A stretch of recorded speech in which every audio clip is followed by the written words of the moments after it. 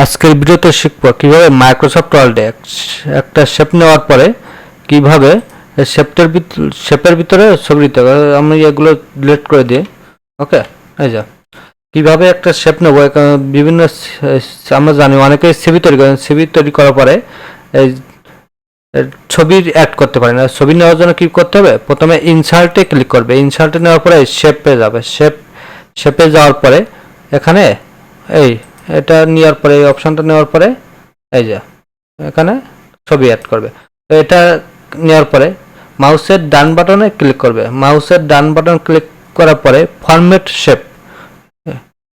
শেপে যাবে। যাওয়ার পরে ফিলে ওপেন করার পরে পিকচারে ওপেন করবে। পিকচার যে আমি এখানে পিকচার যে দেবো সেহেতু এখানে পিকচার ওপেন করব। পিকচার যাওয়ার পরে ইনসার্ট।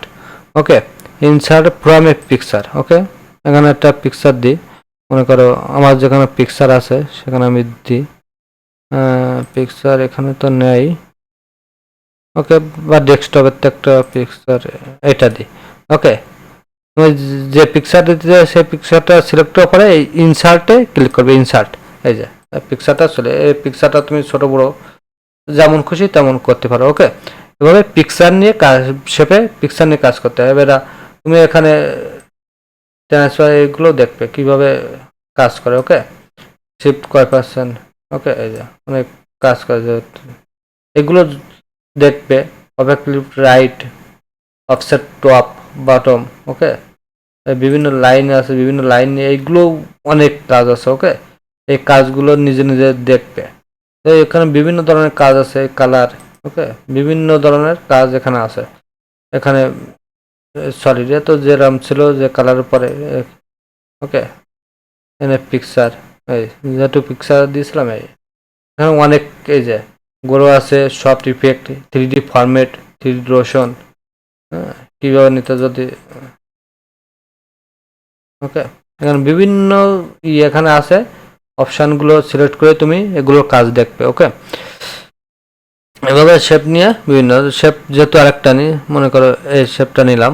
নেওয়ার পরে মনে করো এই শেপটা নিই এই। ওকে, অথবা তুমি এটাও নিতে পারো। এই এটার ভিতরে আমি একটা ছবি দেওয়ার জন্য কী করবে, আবার এটা ফরম্যাটে যাবে। ফরম্যাটের শেপ যাওয়ার পরে এই যে পিকচারে ক্লিক করলে এই যে।